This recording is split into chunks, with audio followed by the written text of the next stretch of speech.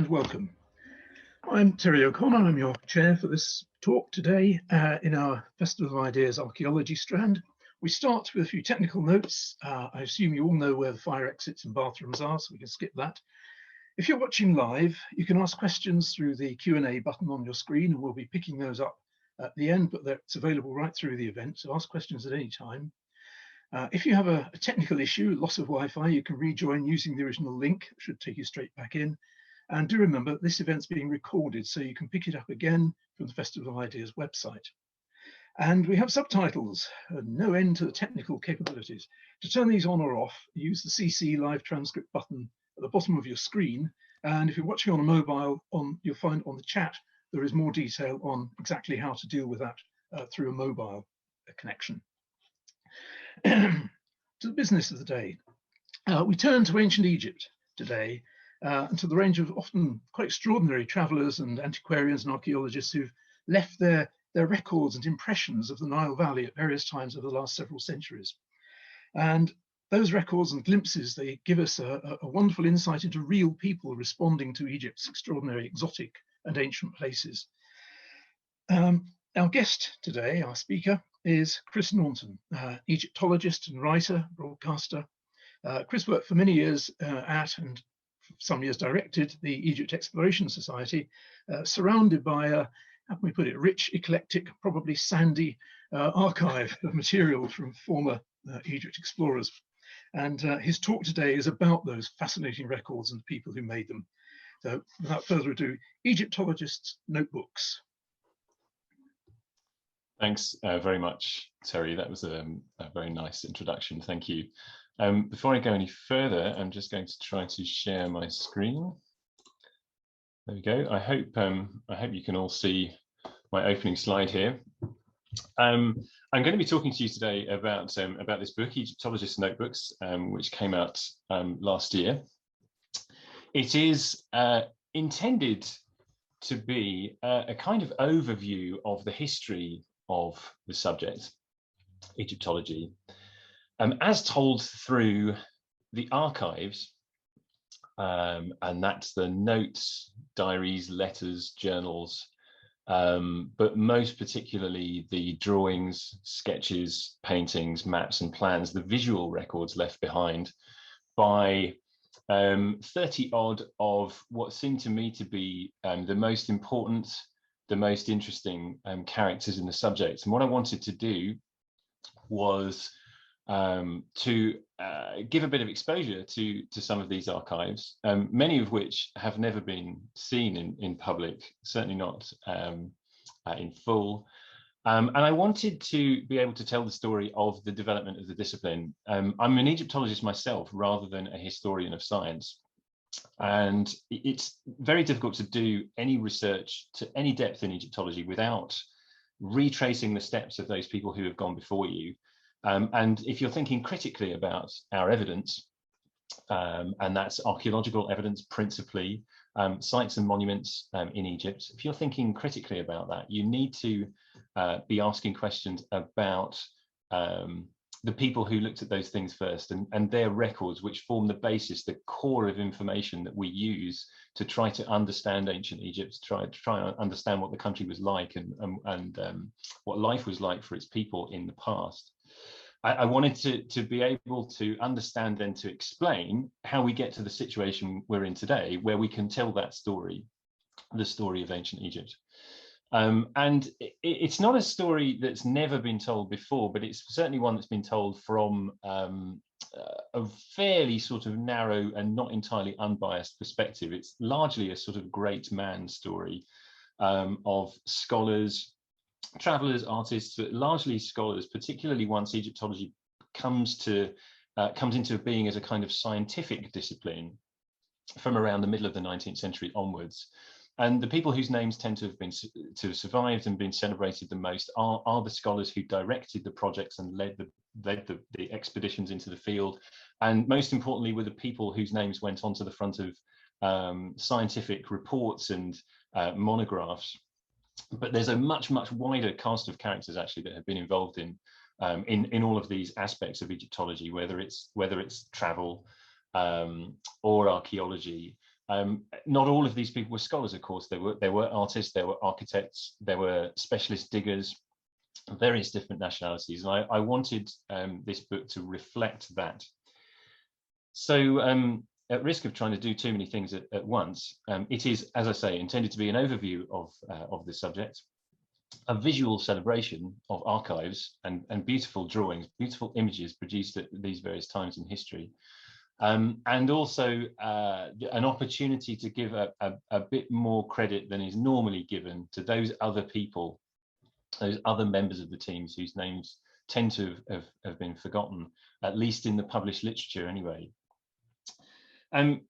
So what I want to do today over the course of the next 30 or 40 minutes or so is just to give you a flavour of some of this material, some of the material that's in the book, a flavour of some of the characters that inhabit the book, and to try to touch on some of the most important themes and what seem to me the most important milestones in the development of this subject, the subject of Egyptology.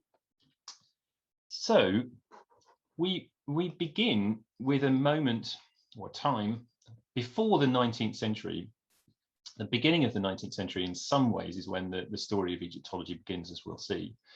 But up until this point, at least as far as the West was concerned, this is principally Europe we're talking about at this time, knowledge of ancient Egypt came mostly from very old and largely unreliable textual sources, including the Bible and the accounts of classical authors from Greek and Roman times, who were writing accounts of the known world and the history and geography in particular. And that is largely where our knowledge of ancient Egypt came from up until this point.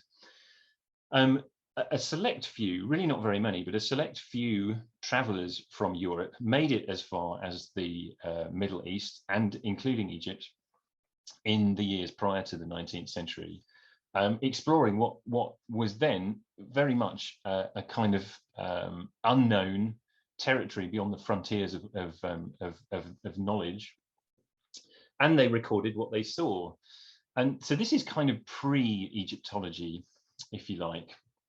And the first character who we deal with in the book is a man called George Sands, a British traveller and antiquarian, as it says here, who undertook a journey around Europe and to the Middle East, including Africa, at the very beginning of the 17th century.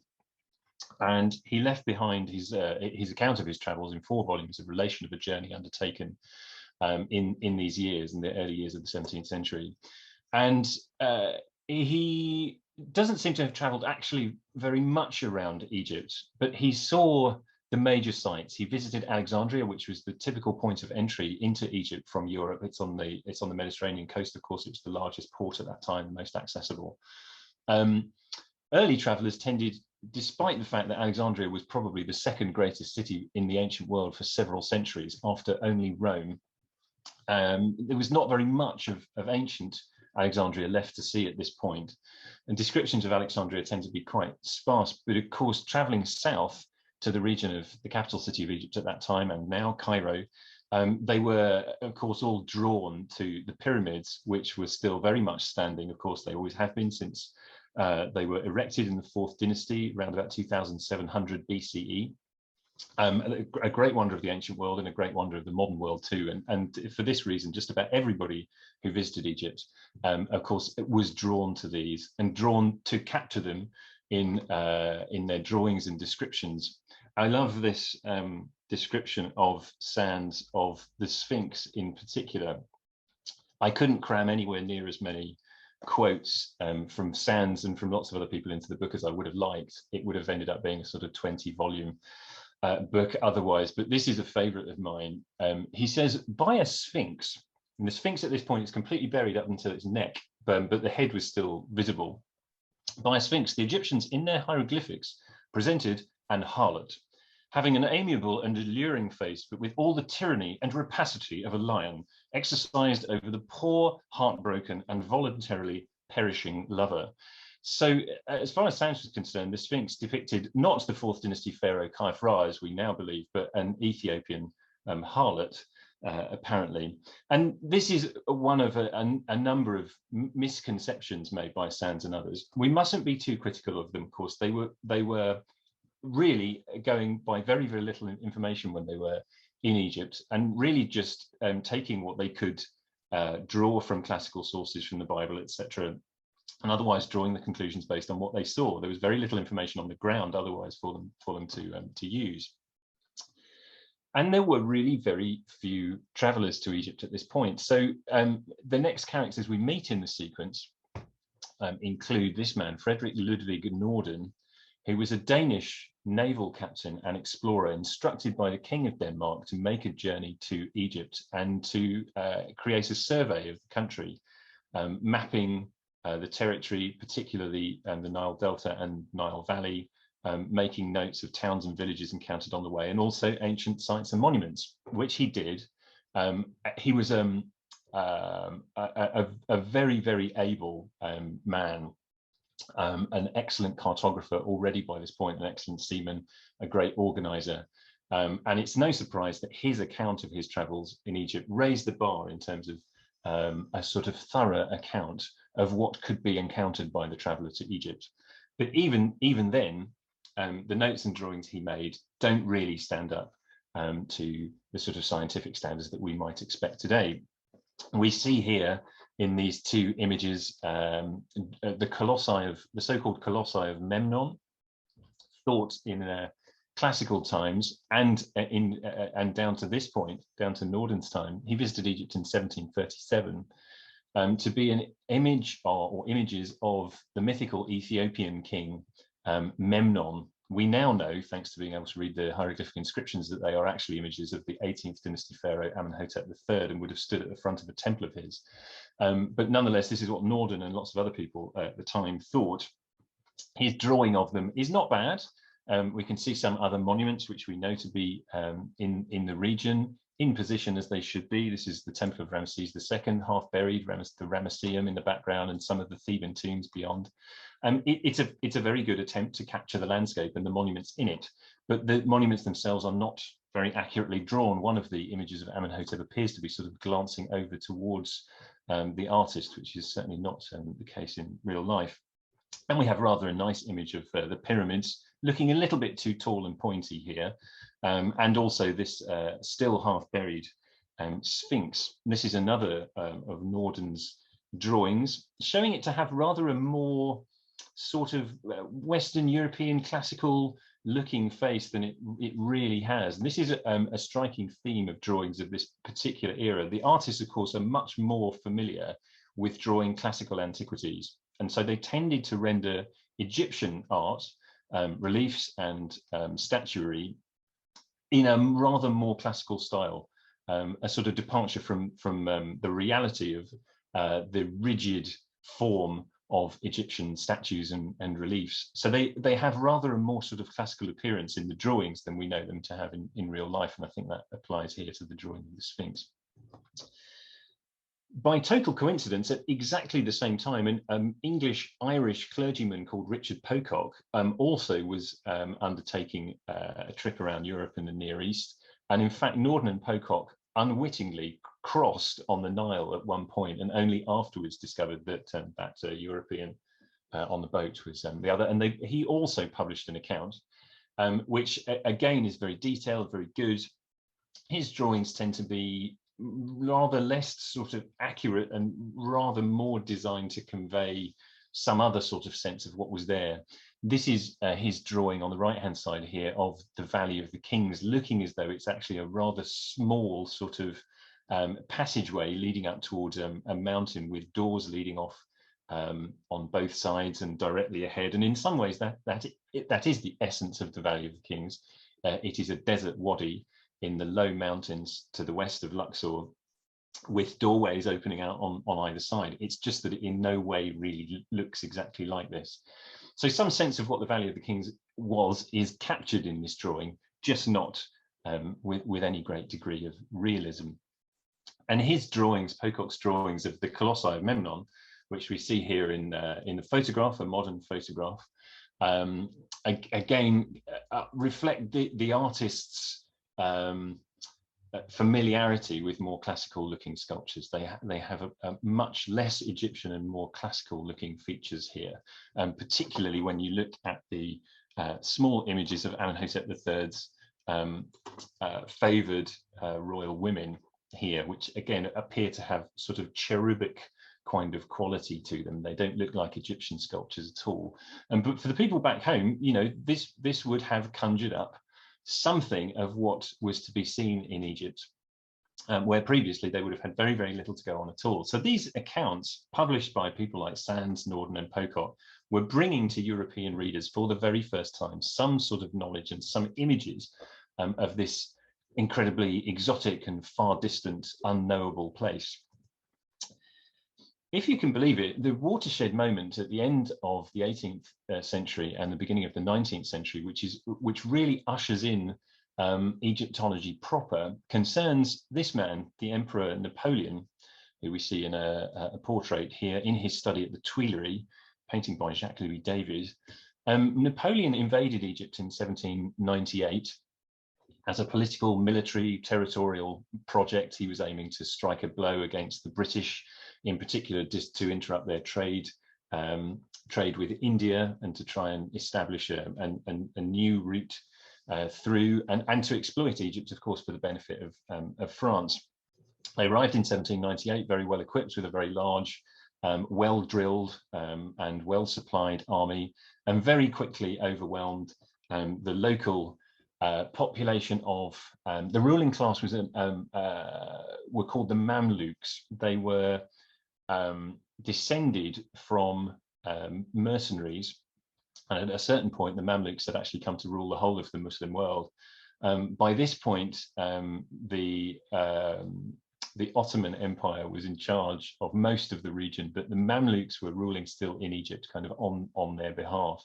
They were not entirely well liked by the native population in Egypt, but nonetheless, it's the Mamluks that provided the principal resistance to Napoleon's armies when he invaded, and it wasn't much of a fight. In fact, the French overwhelmed them on the ground very quickly.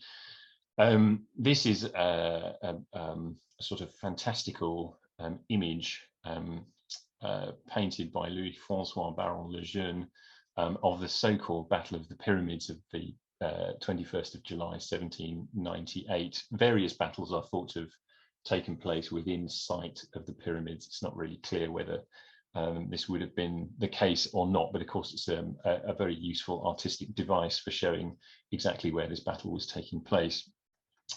The French established themselves in Egypt over the course of the following weeks and months and ran a campaign to try and endear themselves to the local population, installing a printing press and issuing messages in Arabic, which were circulated to the local population, trying to win their favor and to try to encourage them to rise up against their Mamluk overlords, who, although they'd been defeated militarily, were still around.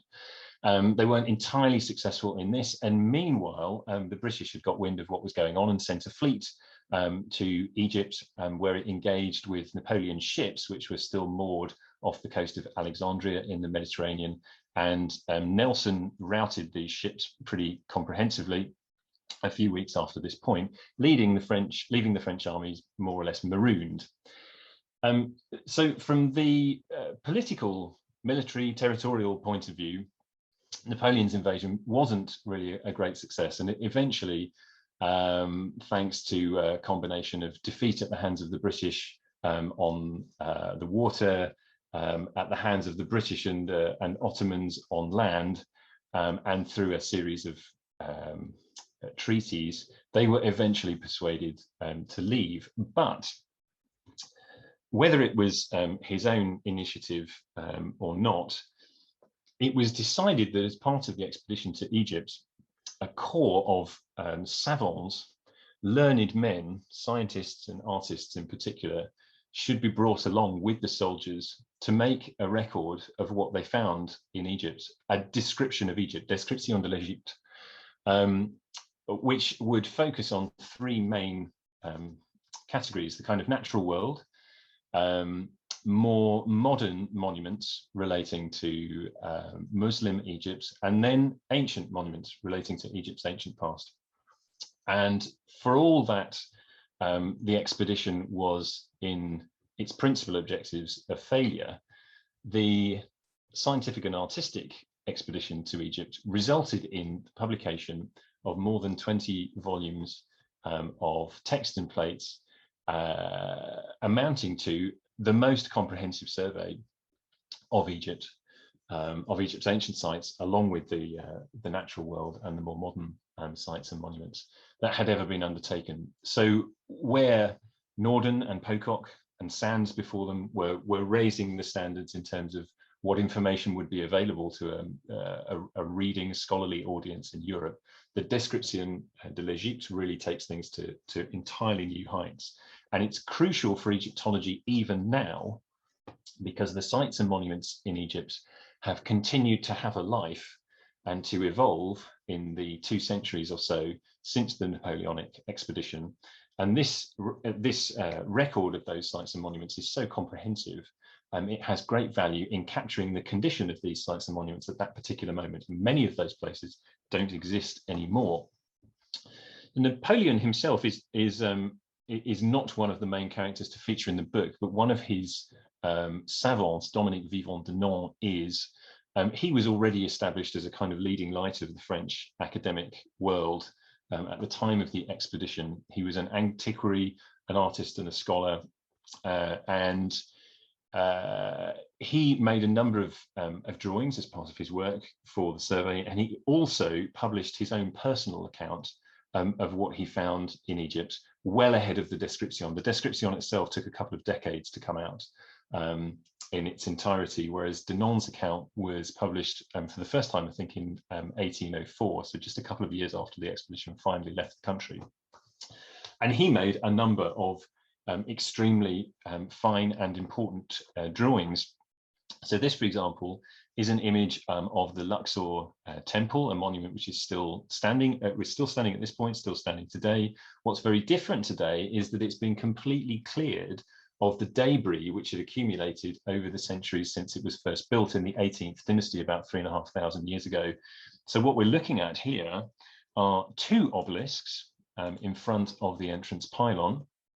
One of these obelisks actually has now been removed. It was removed in the 1830s and it's now in the Place de la Concorde in Paris. The 2 colossal statues, which you can just see the tops of here, are still in place, but as you can see, the debris around them has consumed the statues almost to the level of the shoulders. That's all been removed now, and you might just about be able to make out within the temple some buildings here. These are actually the tops of pigeon towers, which were among numerous buildings occupying the temple and occupied by the locals of what was then the village of Luxor. It's now a city of more than 1 million people. But people lived in and worked in and around the temple at this time. There were houses, shops, pigeon towers, as we can see here. So there was very much a kind of modern life to the temple. All of that's been stripped away since. So images like this are incredibly important as a record of what the temple had been up until this point and its condition at the time. Denon's drawings, and those of the other savants in the Description de l'Egypte, are really what I have in mind more than anything else when I was thinking about the title for this talk, which is how ancient Egypt came to be lost and then found, and in fact then lost again. Many of the monuments that were seen by the Description have not only changed, like the Luxor temple, which we've just seen, but they actually disappeared completely. So this is the site of Hermopolis Magna. It's a portico which was erected in the name of Alexander the Great, who conquered Egypt as part of his campaign against Darius III and became pharaoh, became the legitimate king of Egypt. It was destroyed, if you can believe, in 1822. So having survived since the time of Alexander the Great down until much more modern times and been recorded by Napoleon's expedition, it was then destroyed somehow. The same is true of this building, a birth house, so-called birth house, a kind of part of a temple connected with the myth of the birth of the god, which is connected with kingship and the rejuvenation of the king at the accession of each new monarch. This was a birth house built by Cleopatra, Cleopatra VII, also Pharaoh, one of the most famous names in the ancient world. And in this particular temple, it's her own son by Julius Caesar, Caesarion, who takes on the role of the god being reborn. It would have been an incredibly important monument. It was still substantially intact and standing at the time of Napoleon's expedition, but it was dismantled in 1861 so that the stone could be used in the construction of a sugarcane refinery, if you can believe it. So again, this is incredibly important. This Ptolemaic temple at Antiopolis was washed into the river a decade or so after this drawing was made by the savants. So altogether, the Description de l'Egypte and the drawings made by Denon and others are a fantastically important record of important, substantial ancient ruins, which were still extant, still standing in Napoleon's day, but have since vanished. Napoleon's expedition, again, even though it was defeated, and they only stayed in France, in Egypt, as a sort of substantial military presence for a few years, 4 years, the impact of the expedition was very long-lasting. They did away with the Mamluks, eventually, this hated ruler class who had held sway over Egypt for several centuries. And the country came, although it was still nominally ruled as a part of the Ottoman Empire, it came under the rule of an Albanian soldier who was part of the Ottoman forces opposing the French. He was a man called Muhammad Ali, and he would establish a dynasty which would remain at the head of Egypt until the middle of the 20th century, when the Free Officers' Revolution ushered in the current republic. And Muhammad Ali was intent not only on ruling the country in his own name, but on modernizing it as well. He wanted it to have a modern, very capable army. He wanted it to be well equipped. He wanted the country to be agriculturally productive. And all of this meant building infrastructure, building roads, building irrigation systems, building canals, and building factories for things like munitions to equip his army. And in order to do this, he needed skilled people. And for this reason, Muhammad Ali was very encouraging of Europeans wishing to make their fortune by coming to Egypt to offer him the kinds of skills in things like engineering, which he needed for this program of modernization. Those Europeans were often British and French, for obvious reasons. Both the British and the French, even after this initial conflab between Napoleon, Nelson and co, was over, left behind people and institutions. And their political presence in Egypt would endure under a vice-consul working on behalf of both countries. And by the second decade of the 19th century, these two consuls were respectively operating on the part of the British, a man called Henry Salt, and on the part of the French, Bernardino Drovetti. Both of them, by this time, had come to take the opportunity offered by an increasing interest in ancient Egypt, in Egypt's ancient sites and monuments, to begin collecting antiquities and sponsoring the work of the earliest Egyptologists in an attempt to gather together collections of antiquities that could furnish the museums back home, the British Museum in London and the Louvre in Paris. And this became very competitive. There was a great deal of one-upmanship going on, and this fueled a great increase in the number of people operating in what we might call Egyptology now, doing things like recording sites and monuments, as the savants had done, collecting antiquities from archaeological sites and hauling them off so that they could be put on boats and dispatched to Europe, and also ultimately doing some digging, looking for buried treasure, if you like, as well. One of the greatest of the early diggers is a man called Giovanni Battista Belzoni, who, aside from making a great contribution to early Egyptology, is a very colourful character as well. He was a very tall, imposing physical presence, Italian, but he made the journey to London to try to make his fortune. He worked as a circus strongman for a while. He appeared frequently at Sadler's Wells Theatre, but there comes a point where he seems to have felt that this wasn't enough.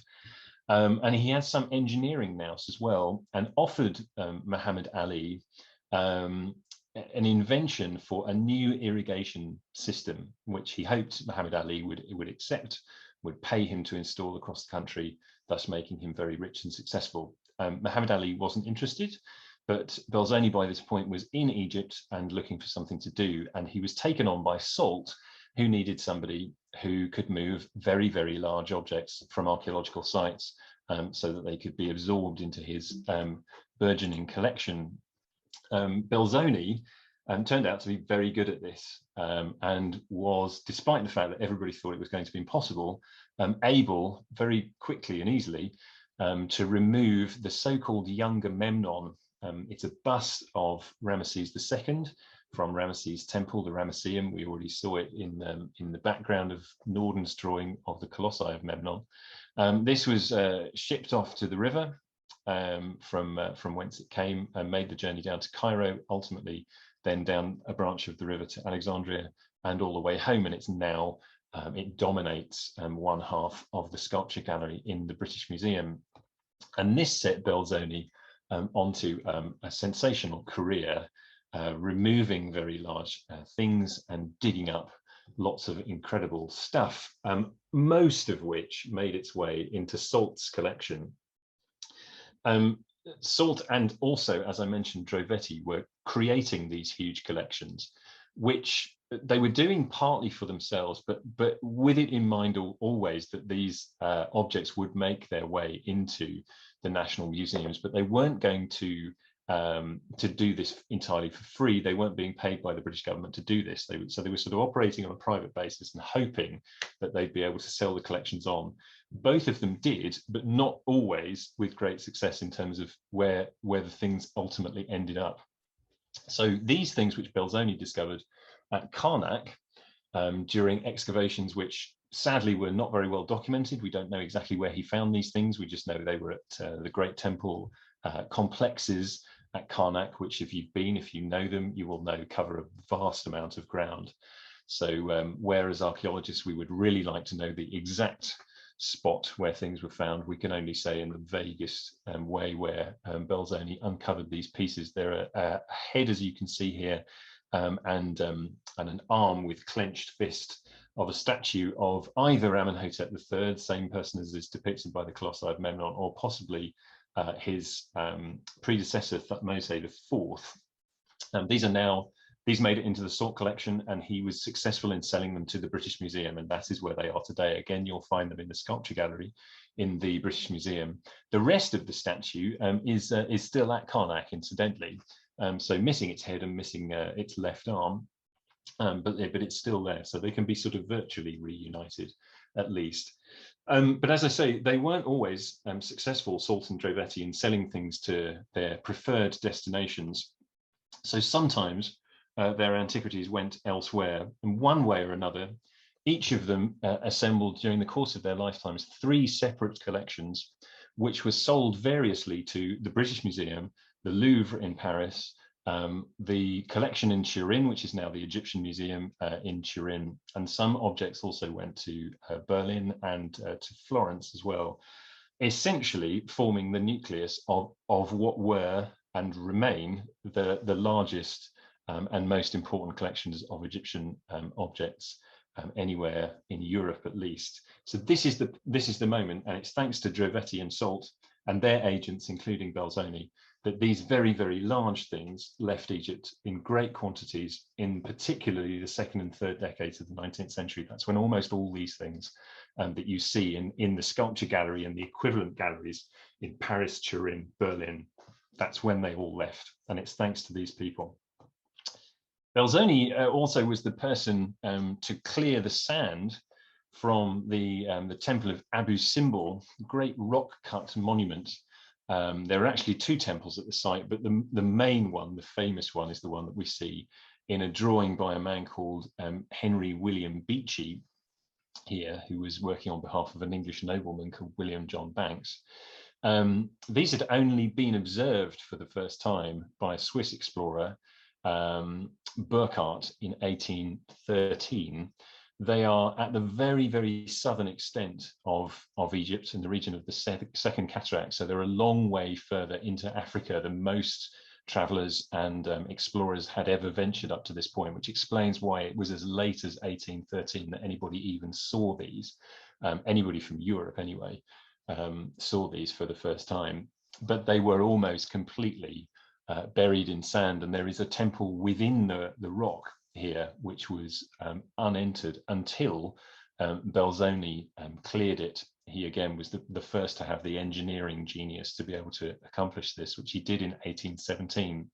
Having freed up the temple, he was freeing up vast decorated surfaces and long hieroglyphic inscriptions, which of course were of great interest to the scholars back home who were trying to crack the code and to understand hieroglyphs for the first time. Belzoni also set to work in the Valley of the Kings, doing lots of digging. When he started, he was more or less the first person ever to dig in the Valley of the Kings. Around about half a dozen tombs in the valley, we know of 64 now. Around about half a dozen of them were known when Belzoni began, and they had been opened since ancient times. So at any point since the New Kingdom, you could have ventured to the Valley of the Kings and entered into a small number of tombs that were open.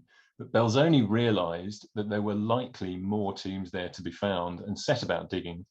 He found a number, but decided, even though they included the tombs of the late 18th dynasty King I, the first king of the 19th dynasty, Lion Ramesses I, both of which are highly decorated monumental tombs, they weren't enough for him, so he carried on digging. And eventually, a little way along the same side wadi as the tomb of Ramesses I, came down on what is about the largest and most fantastically decorated tomb in the whole of the valley, that of Ramesses I's successor, Seti I.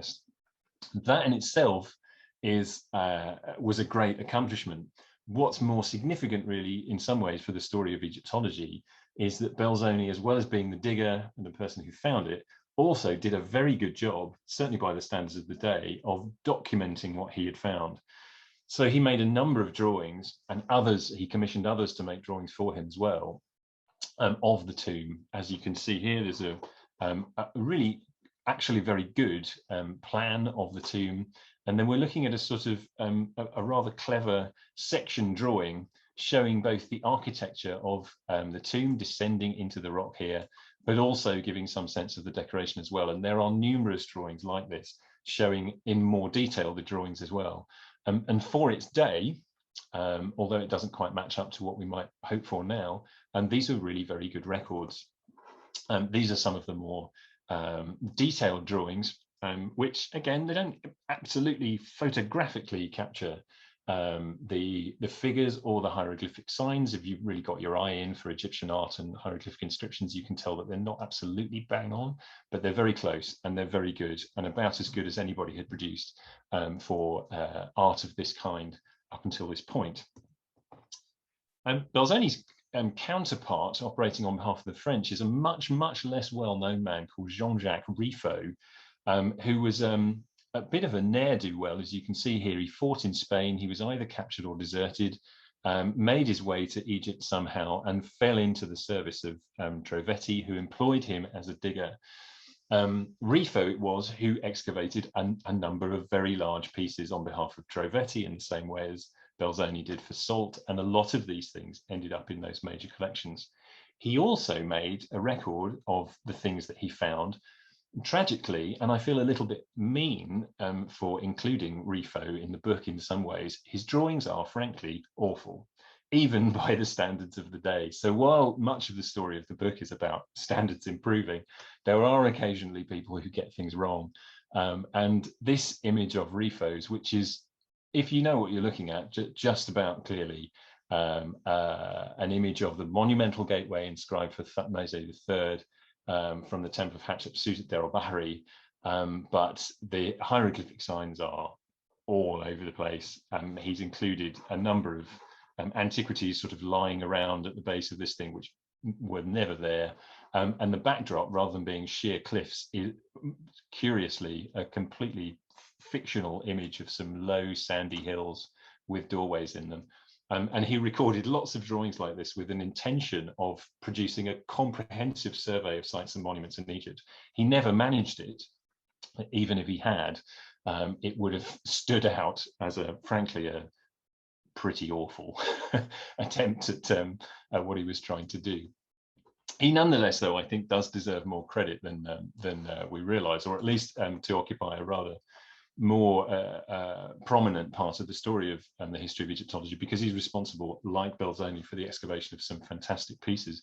This is a pair of statues of Seti II, one of which made its way to Turin, the one on the left, and one in the Louvre, the one on the right. He's also the person who found what is probably the single most well-known sculpture in the Museo Egizio in Turin. The Egyptian Museum in Turin is probably the third largest collection of Egyptian antiquities, following Cairo and London. So it's a sensationally good collection, and this is probably its star sculpture, an image of youthful Ramesses II, and it was Rifo who found this. The decipherment of hieroglyphs ushers in a new era in which accurate copying of hieroglyphic inscriptions in particular came to be very important. It is, of course, Champollion, Jean-Francois Champollion, who is responsible for this, and he is naturally one of the characters in the book. If anything, though, the story of Champollion, as far as the book is concerned, is as important because of the one trip he made to Egypt in 1827 to 8 to undertake the first comprehensive survey of sites and monuments in Egypt that benefited from the people doing it being able to read the inscriptions. This really opened the floodgates for Egyptology. For the first time, it was possible to understand what these texts were saying. It was possible to understand accurately who was responsible for building these things. So for the first time, Egyptologists could tell that the colossi of Memnon actually show somebody called Amenhotep, and the younger Memnon and the other statuary at the Ramesseum show, again, not Memnon, but Ramesses II, etc., etc.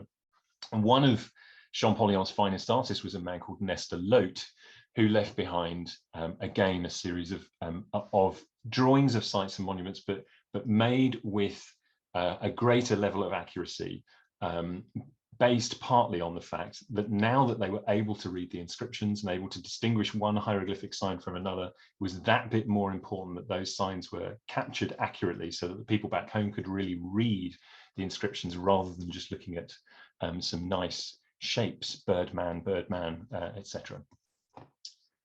And there are a number in the 1820s of other artists like this. Robert Hay is a good example, a Scot, who again was making a comprehensive survey.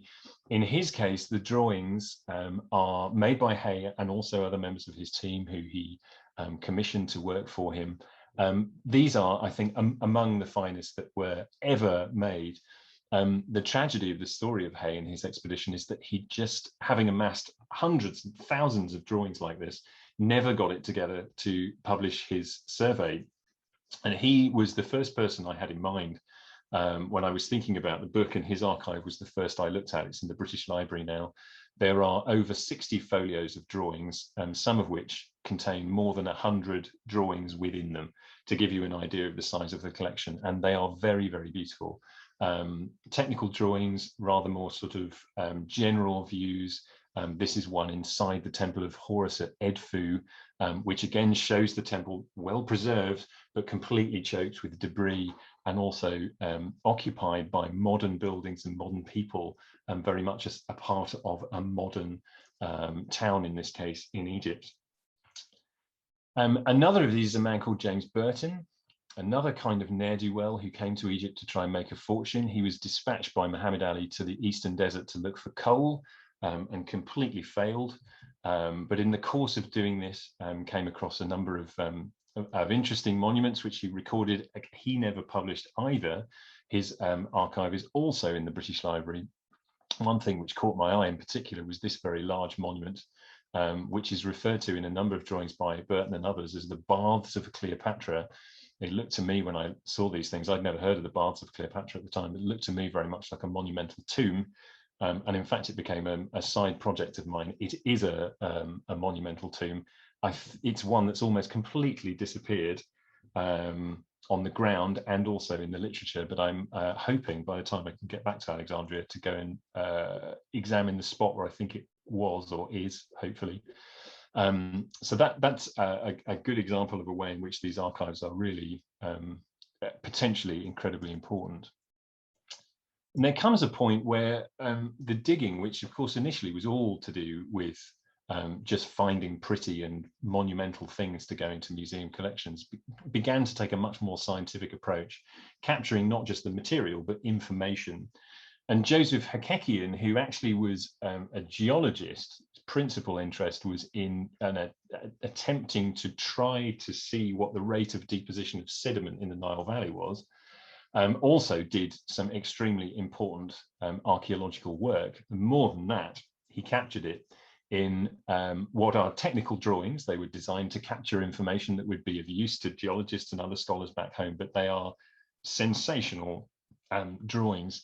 He's one of these people who was obviously very frugal and made use of every square inch of the paper that he was using. So his large drawings are then accompanied by text and other illustrations that fit in all the corners around the outside. So in fact, I'm very grateful that the publisher, Thames and Hudson, of the book agreed to include some of these very large drawings in fold-outs. Fold-outs are expensive for publishers to produce, but this was the only way that we could get these huge drawings of Hekekians into the book satisfactorily. And I'm very glad to say that it's Hekekian that got these fold-outs. Hekekian, by the way, also is responsible for a number of important discoveries, even though his name is largely forgotten in Egyptology. I don't suppose many people will know it, but when people are visiting the new Grand Egyptian Museum, whenever it's possible to do that in Egypt, the first thing that you will see on entering is a colossal statue of Ramesses II, which used to be next to the railway station in Cairo. It's now, as I say, at the front of the new museum, and this was discovered by Hekekian in the 1850s. By the late 19th century, there are a number, particularly in the UK, of incredibly influential women on the scene. Amelia Edwards was an artist, novelist, traveller who fell in love with Egypt on her one visit to the country. She wrote an incredibly popular account of her travels 1,000 miles up the Nile, and she made a number of very beautiful drawings. I just wanted to say how important it was to me in this book to include Egyptian archaeologists and Egyptologists. Part of the reason why it's been very difficult to do that up until now is that the story of Egyptology has been very much one of Western influence, European influences. Egyptians have been underrepresented in that story. A part of it is that when it comes to archives, which are the foundation of the stories that I'm telling in this book, archives for Egyptian archaeologists and Egyptologists have been very difficult to access. But in 2012, an archive was discovered within the Seti Temple at Abydos, behind a locked door. And I'm really pleased to say that a team from the Ministry of Antiquities and Tourism is now unbundling the documents that you can see here, which have just been piled up and covered beneath tarpaulin for decades. They're beginning to study them, to read them, to digitize them and make them available. And they are beginning to tell the stories of some of these forgotten Egyptian figures of the story of Egyptology. One of them, a man called Hassan Effendi Hosni, is in the book. It's not enough, but I hope that this points the way to the future, and that when further accounts of the history of our subject are published, this balance will be further redressed and there will be far more of an Egyptian contribution visible and present in the story. Thank you very much, Chris, for absolutely fascinating talk and for struggling with the technology. In the end, no matter how much scholarly work we do, it's always the little things, the gadgets that end up letting us down. But thank you, that was absolutely enthralling. And I would say if anyone's lusting after the book, keep lusting, it's wonderful. We have time for some question and answers, Q&A session. And what I propose to do is open up the magic box of Q&A. Let's see what we have. Oh, lots. Lovely questions and answers. I'll take these sort of in the order in which they came in, where possible, but where I can see two or three that are locked together, I'll take those out. We'll take those together. We start at top here. Celeste Horner asks, Sphinxes in mythology are female. Sekhmet was a lion goddess, so why is the Sphinx now thought to be male? And what is the hole in top of the head? Well, thanks for your question, Celeste.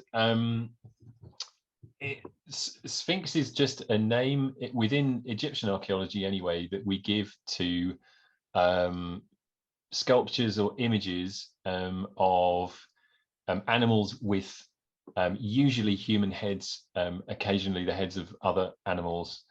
They don't necessarily relate to any one particular god or goddess or character from mythology. They are generally sort of architectural, and they represent gods. So ram-headed gods are representations of the god Ammon. You might have jackal sphinxes, which generally have the bodies and heads of jackals. Those would represent the god Anubis. In the case of the Great Sphinx at Giza, which is a monument on its own, unusually, there's no partner to it, not as far as we know anyway. It clearly has a human head. It is clearly a pharaoh. That's clear from the remains of a uraeus and from the headdress. It is the conventional view is that it represents Pharaoh Khafre of the Fourth Dynasty.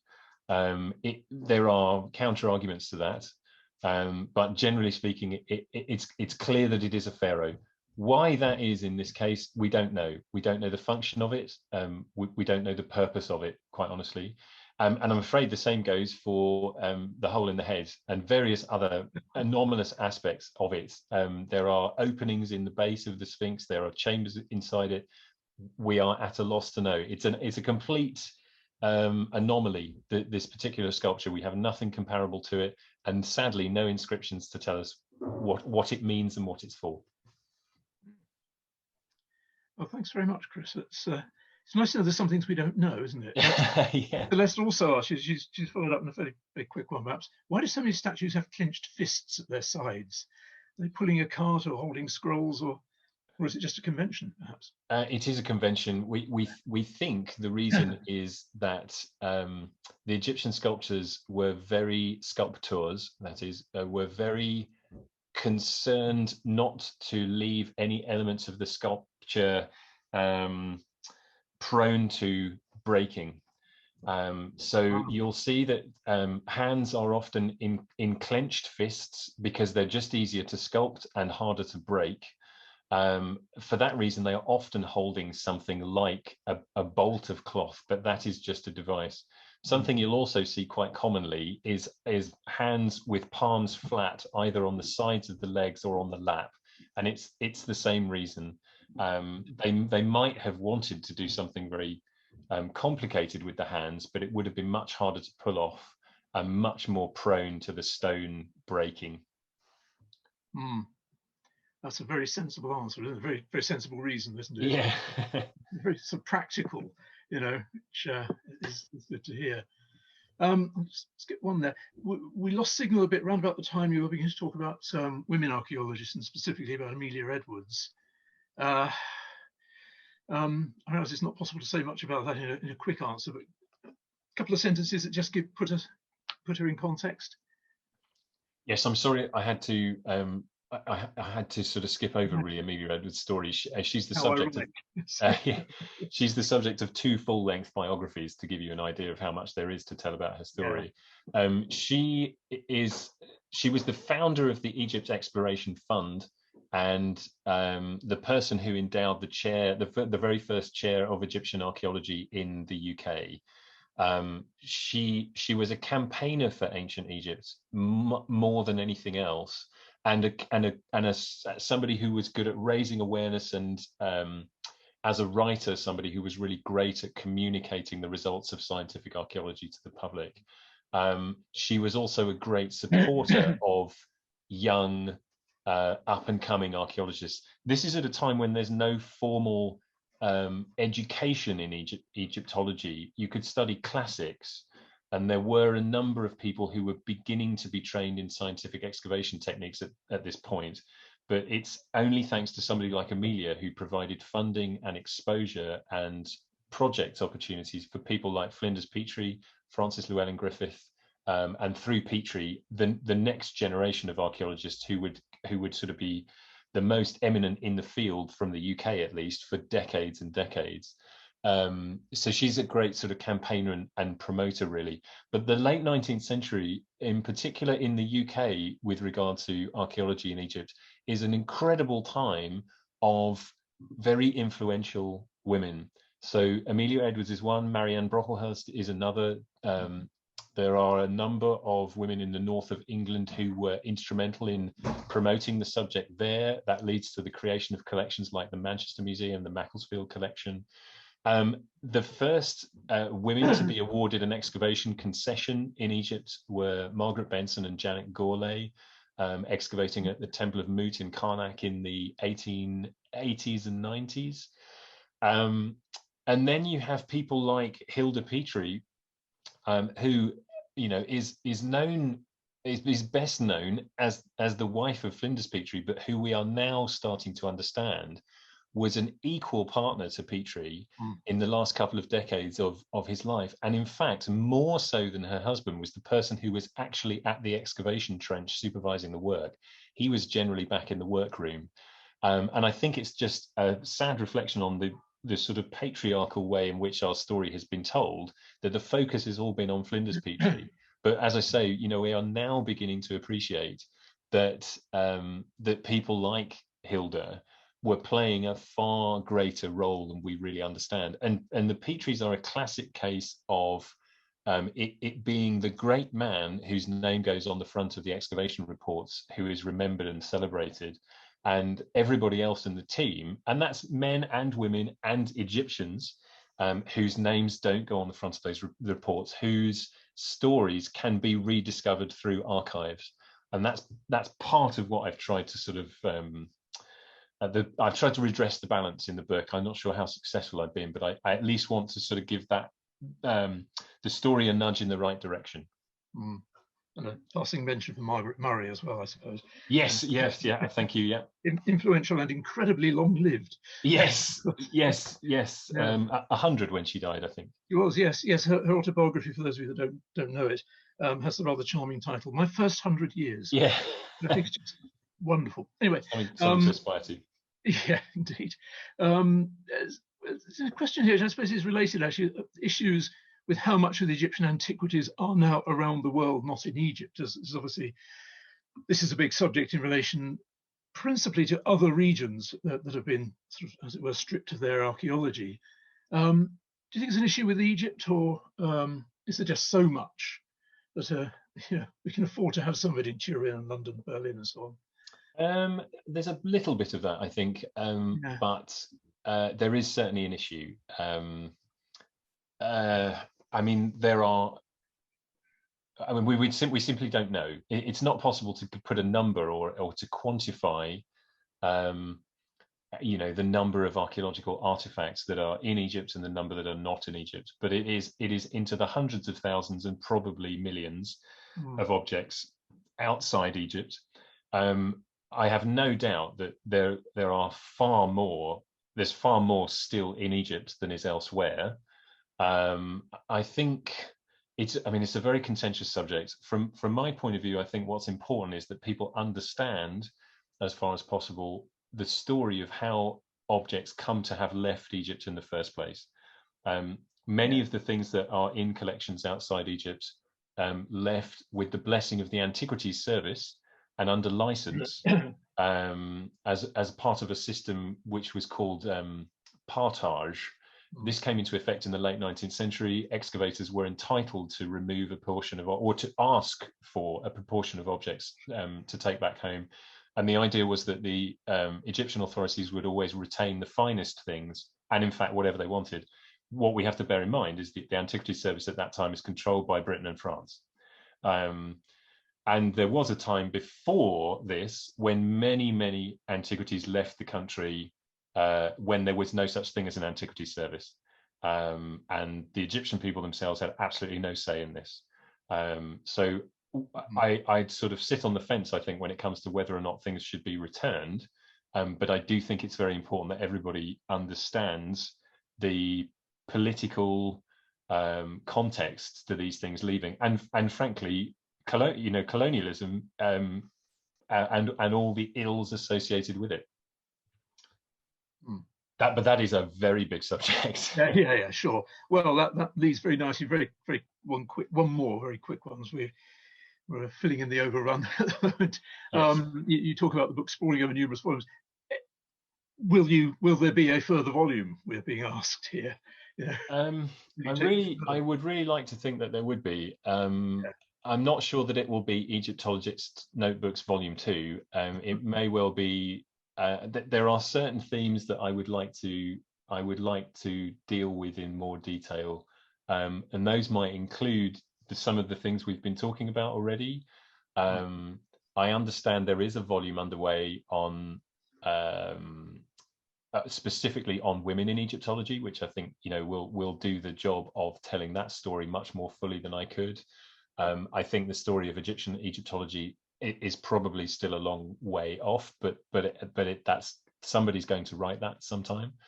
I'm particularly interested in this idea that monuments, if we sort of think of archaeology as being a process of revealing monuments in Egypt and then preserving them, which is a simplistic but not entirely false way of looking at it.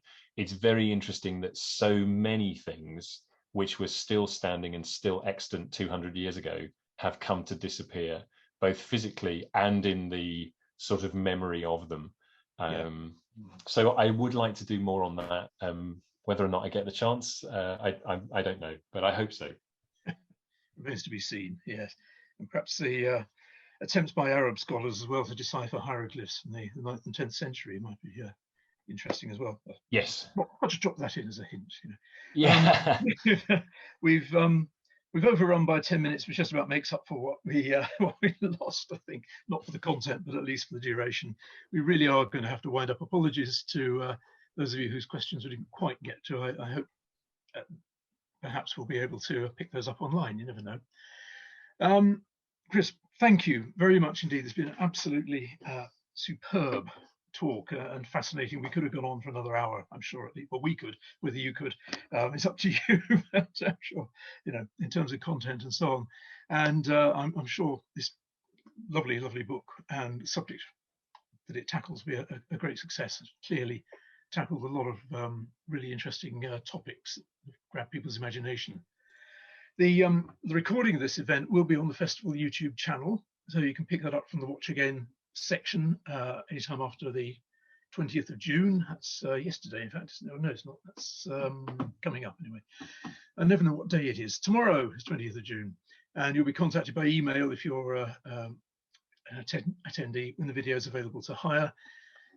Copies of Chris's lovely book are available from our partner bookseller Fox Lane Books, who have signed copies, what's more. So it's an excellent reason to deal with this particular partner, who are an independent bookseller, small and very, very worthwhile supporting.